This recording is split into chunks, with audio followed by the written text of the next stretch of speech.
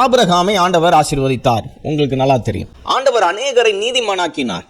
இதுவும் உங்களுக்கு நன்றாக தெரியும். இந்த ஆசீர்வாதங்கள் எல்லாம், அதாவது ஆபிரகாமுக்கு உண்டான ஆசீர்வாதம், பல கதாபாத்திரங்களுக்கு உண்டான ஆசீர்வாதங்கள் எல்லாம் அவரவர்களுடைய சொந்த திறமையினால நீதினால கிடைத்தவைகள் அல்ல. அதற்கும் தேவன் ஒரு ரூட்டை வகுத்தார். ஒரு ரூட், ஒரு மூலதனம். அந்த ரூட்டுக்கு, அந்த ப்ராஜெக்டுக்கு, அந்த விஷயத்துக்கு அவர்கள் தங்களை ஒப்புவித்தார்கள், கீழ்ப்படிந்தார்கள். அதனால ஆண்டவர் அவர்களை ஆசீர்வதித்தாரே ஒழிய, அந்த ஆசீர்வாதம் உண்டானதற்கு காரணம் அவர்களுடைய எந்த சுய திறமை, நீதி, ஞானம் எதுவுமே கிடையாது. எபிரேயர் 12:1 நீங்க வாசிக்கலாம். விசுவாசத்தை துவங்கினவர் அவர்தான், அதை முழுமைப்படுத்துகிறவரும் அவர்தான். ஃபெய்த் எங்க இருந்து வருது? தேவனிடத்திலிருந்து உற்பத்தியாகி வருது. அந்த தேவனிடத்திலிருந்து வந்து உற்பத்தியாகி தங்குது இல்ல, அந்த விஷயத்தை வச்சுதான் அவன் ஆசீர்வதிக்கிறாரே ஒழிய வேற ஒரு காரியத்தை வைத்து ஆசீர்வதிக்கல. அந்த விசுவாசம் ரொம்ப ரொம்ப முக்கியம். அந்த விசுவாசத்தின் மூலமாகத்தான் எல்லா மேன்மை பாராட்டுதல்களும் அகற்றப்பட்டது. அந்த விசுவாசத்துக்கு சொந்தக்காரர் யார் மேல விசுவாசம் வைக்கிறோம்? தம்முடைய மகிமைக்காக முன்குறித்த, ஏற்படுத்தின அவருடைய குமாரனை பற்றும் விசுவாசம். அவருடைய மகிமைக்காக ஏற்படுத்தின, முன்குறித்த, உலக தோற்றத்துக்கு முன்னே முன்குறித்த அவருடைய குமாரனை பற்றும் விசுவாசத்தின் மூலமாக மனிதர்கள் மேன்மை பாராட்டுவது எல்லாம் அகற்றப்பட்டது. அவரால் தான் வாழ்வு, அவரால் தான் ஜீவன், அவரால் தான் கிருபை, அவரால் தான் இரக்கம், அவருக்காகத்தான் எல்லாம். ஒருத்தனுக்கு விசுவாசம் இருக்கு, ஒருத்தனுக்கு விசுவாசம் இல்லை. இதை மனித சமுதாயத்தில், கிறிஸ்தவ சமுதாயத்திலே நாம பார்க்கிறோம். அப்ப விசுவாசம் தேவனால் உண்டாகுமானால், விசுவாசம் இல்லாதவனுக்கு யார் அந்த விசுவாசத்தை கொடுக்கல? தேவன் தான் கொடுக்கல. இது உண்மையா?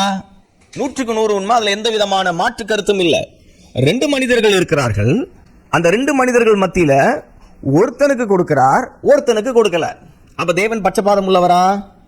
தேவன் பட்சபாதம் உள்ளவர் அல்ல. அப்ப தேவன் அநீதிபரரா? தேவனிடத்துல அநீதி உண்டு என்று சொல்லலாமா? சொல்லக்கூடாது. எவன் மேல் கிருபையாயிருக்க சித்தமாயிருப்பேனோ அவன் மேல் கிருபையாயிருப்பேன். எவன் மேல் உருக்கமாயிருக்க சித்தமாயிருப்பேனோ அவன் மேல் உருக்கமாயிருப்பேன். எவன் மேல் கடினமாயிருக்க சித்தமாயிருப்பேனோ அவன் மேல் கடினமாயிருப்பேன்.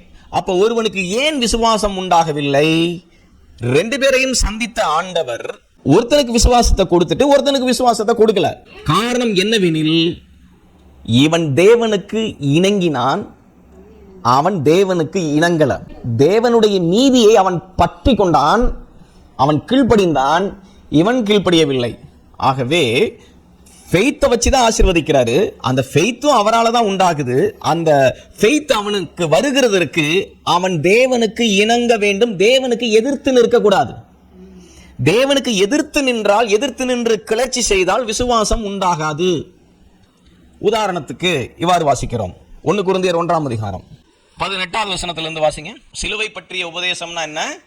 சிலுவையில் இயேசு நிறைவேற்றிய சம்பவங்கள், அந்த செய்தி, அந்த உபதேசம் கெட்டு போகிறவர்களுக்கு அது பைத்தியமாயிருக்கிறது, ரட்சிக்கப்படுகிறோம் நமக்கோ அது தேவனுடைய வலிமையை கொண்டு வருகிறது. இயேசு சிலுவையில் நிறைவேற்றினார் அல்லவா? இந்த விஷயம் அநேகருக்கு பைத்தியமா தெரியுது, அநேகருக்கு பைத்தியமாய் தெரிகிறது. மரித்து போனது முட்டாள்தனம் என்று உலகத்தான் கருதுகிறான். ஏனென்றால் அது அவனுடைய சொந்த ஞானம், அது சுய ஞானம். ஆனால் விசுவாசிக்கிற எனக்கு, அதை நம்புகிற எனக்கு, அது எனக்கு விலையேற பெற்றது. அவர் மாத்திரம் எனக்காக ரத்தம் சிந்தாவிட்டால், மரணிக்காவிட்டால், அவர் எனக்காக பலியாக விட்டால், அந்த பலி மேல, அந்த ரத்தத்தின் மேல எனக்கு இருக்கு பாத்தீங்களா, அந்த நம்பிக்கை எனக்கு இருக்குல்ல, அந்த விசுவாசம், அது எனக்கு தேவனுடைய வலிமையை, வல்லமையை கொண்டு வந்து எனக்குள்ளாக ரட்சிப்பை ஏற்படுத்துகிறது. ஆனா அவனுக்கும் முட்டாள்தனமா இருக்கு. எப்படி என்றால், தேவ ஞானத்துக்கு ஏற்றபடி உலகமானது சுய ஞானத்தினாலே தேவனை அறியாமல் இருக்கையில் பைத்தியமாய் மனிதர்களுக்கு தோன்றுகிற பிரசங்கம், அதாவது சுவிசேஷ பிரசங்கத்தை விசுவாசிப்போர் எல்லாரையும் ரட்சிக்கிறதற்கு தேவன் சித்தம் கொண்டார், தேவனுக்கு பிரியம் கொண்டார். அப்ப ஏன் இன்னும் ஆண்டவர் அநேகரை ரட்சிக்கல? எல்லாரும் ரட்சிக்கப்படவும் சத்தியத்தை அறிகிற அறிவை அடையவும் அவர் சித்தமுள்ளவராயிருக்கிறார். நம்முடைய பாவங்களை மாத்திரமல்ல, சர்வலோகத்தின் பாவங்களையும் நிவர்த்தி செய்கிற கிருபாதார பலிதான். எல்லாருக்காகவும் அவர் மரித்திருந்தும் ரத்தத்தை சிந்தி இருந்தும் எல்லாரும் ரட்சிக்கப்படுறதில்லை. ஏன்? அவன் தன்னுடைய ஞானத்தை சார்ந்து கொள்ளுகிறான், தன்னுடைய புத்தியை சார்ந்து கொள்ளுகிறான், தன்னுடைய நீதியை சார்ந்து கொள்ளுகிறான். எப்படி? இயேசு எனக்காக மரித்தது என்னை விடுவிக்கும், அவருடைய ரத்தம் என்னை எப்படி குணமாக்கும். 2000 வருடங்களுக்கு முன்பாக ஒருத்தர் வந்தாராம். அவர் தேவனுடைய சுதானா. அவர் சிந்திய ரத்தம் என் பாவத்தை மன்னிக்குமா? என்னப்பா இது கதை விடுறீங்க? கொஞ்சமாவது லாஜிக்கா? இதுதான் உலக ஞானம், மனித ஞானம். ஆண்டவர் ஒருத்தனை ஆசீர்வதிக்கணும்னு திட்டம் போட்டப்ப, ஒருவனை நீதிமானாக்கணும்னு திட்டம் போட்டப்ப, மனிதர்களுடைய ஞானத்தை ஆண்டவர் பயன்படுத்தல, உலகத்தார்களுடைய புத்தியை ஆண்டவர் பயன்படுத்தல. அதனால்தான் பைபிள்ல சொல்லுது, வாசிங்க 19வது வசனம், ஞானிகளுடைய ஞானத்தை நான் அழித்து புத்திசாலிகளுடைய புத்தியை நான் அவமாய் ஆக்குவேன் அப்படின்னு கர்த்தர் சொன்னார். சோ ஞானிகளுக்கு எல்லாம், புத்திசாலிகளுக்கு எல்லாமே, உலகத்துல இருக்கிற ஞானிகள், புத்திசாலிகள், திறமைவாதிகள், சுயநீதிக்காரர்கள் எல்லாருக்குமே இயேசு எப்படி இருக்கிறார்? பைத்தியமா இருக்கிறார். இயேசு செஞ்ச செயல் பைத்தியமான செயலாக, முட்டாள்தனமான செயலாக எல்லாத்துக்கும் இருக்கிறது. ஆனா யூதர்கள் என்ன செய்யறாங்க பாருங்க, 22வது வசனத்துல, எந்த அடையாளம் நடக்குது, அற்புதம் நடக்குது, அந்த அடையாளத்தை காமிங்க, இந்த அடையாளத்தை காமிங்க, இந்த அற்புதத்தை செய்யுங்க, அந்த அற்புதத்தை செய்யுங்கன்னு இவன் அடையாளத்தை தேடிக்கிட்டு இருக்கான். கிரேக்கர்கள், அதாவது புறஜாதிகள் என்ன பண்றாங்க? ஞானமான விஷயம் எது, புத்திசாலித்தனமான விஷயம் எது, அதை தேடிட்டு இருக்கிறான். ஆனா ஒரே ஒரு குரூப் மாத்திரம் சிலுவை பற்றிய செய்தியை பிரசங்கிச்சிட்டு, சிலுவை பற்றிய செய்தியை நம்பிக்கிட்டு இருக்கு. இந்த 3 குரூப்ல யார் ஆண்டவர் ஆசீர்வதிப்பார்? அடையாளத்தை தேடுறவன் ஆசீர்வதிப்பாரா, அல்லது ஞானத்தை தேடுறவன் ஆசீர்வதிப்பாரா, அல்லது சிலுவையில இயேசு எனக்காக ரத்தம் சிந்தி மரித்து உயிர்த்தெழுந்தார் இதை விசுவாசிக்கிறவன ஆசீர்வதிப்பாரா? 3 குரூப் தான். இந்த 3 குரூப்ல எந்த குரூப் ஆண்டவர் ஆசீர்வதிப்பார்? எவனை நீதிமானாக்குவார்? எவனை உயர்த்துவார்? ஞானிகளுடைய ஞானத்தை நான் அழிப்பேன், புத்திசாலிகளுடைய புத்திசாலித்தனத்தை நான் அவமாக்குவேன். எவனை ஆசீர்வதிப்பேன்? சுவிசேஷத்தை விசுவாசிக்கிறவனை. எந்த சுவிசேஷத்தை? இயேசு சிலுவையில் நிறைவேற்றிய அந்த நீதியை, அவரால் உண்டான கிருபை சத்தியத்தை, சுவிசேஷத்தை விசுவாசிக்கிறவனை ஆண்டவர் ஆசீர்வதிப்பதாக ஆண்டவர் வாக்கு பண்ணியிருக்கிறார். இப்ப சொல்லுங்க, உங்களை ஆசீர்வதிக்கணும்னா நீங்க என்ன செய்யணும்? உங்களை நீதிமானாக்கணும்னா நீங்க என்ன செய்யணும்? உலகத்தார்களுக்கு அது பைத்தியமா தெரியுது, முட்டாள்தனமா தெரியுது. ஆனா உங்களுக்கு அது எப்படி தெரியணும்? விலையேற பெற்றதா தெரியணும். விசுவாசம் இருந்தால் அது விலையேற பெற்றதாக தெரியும். 26 வாசிங்க. ஞானிகளை வெட்கப்படுத்தும்படி தேவன் முட்டாள்களை தெரிந்து கொண்டார், பலம் உள்ளவர்களை வெட்கப்படுத்தும்படி உலகத்தில் எவன் பலவீனமானவனோ அவனை கர்த்தர் தெரிந்தெடுத்தார்.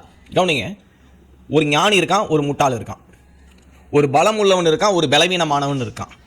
மனிதன் யாருக்கிட்ட போவான்? ஒரு ஐஸ்வர்யவான் இருக்கான், ஒரு தரித்திரன் ஒருத்தன் இருக்கான். 3 வகுப்பு, 3 பிரிவு. இந்த உலக சமுதாயம் யாருக்கிட்ட போகும்? யாரை ஏற்றுக்கொள்ளும்? வல்லவனை, ஞானியை, ஐஸ்வர்யவானை ஏற்றுக்கொள்ளும். ஆனா ஆண்டவர் இடது பக்கம் போகாம ஆண்டவர் எங்க போறார்? வலது பக்கம் போறார். ஏன் அப்படி? மனிதன் ஞானியை தான் தேடி போவான், வல்லவனை தான் தேடி போவான், ஐஸ்வர்யவானை தான் தேடி போவான். ஆனா ஆண்டவர் பைத்தியங்களை தேடி வருகிறார், பலவீனமானவர்களை தேடி வருகிறார், தரித்திரரை தேடி வருகிறார். அதனால்தான் ஆண்டவர் சொன்னார், தரித்திரராகிய நீங்கள் பாக்கியவான்கள், ஐஸ்வர்யவான்களே உங்களுக்கு ஐயோன்னாரு. ஞானிகளே, பராக்கிரமசாலிகளே உங்களுக்கு ஐயோ. ஏன்? அவன் ரதங்களை குறித்தும் குதிரைகளை குறித்தும் அவன் மேன்மை பாராட்டினான். எங்க வாசிக்கிறோம்? சங்கீதத்துல 20:7 வாசிக்கிறோம். வாசிங்க. சிலர் ரதங்களை குறித்தும் சிலர் குதிரைகளை குறித்தும் மேன்மை பாராட்டுகிறார்கள், நாங்களோ எங்கள் தேவனாகிய கர்த்தரை குறித்தே, அவர் நாமத்தை குறித்தே மேன்மை பாராட்டுவோம். அவர்களோ முறிந்து விழுந்தார்கள், நாங்களோ எழுந்து நிமிர்ந்து நிற்கிறோம். இப்ப நீங்க எதை செய்ய போறீங்க?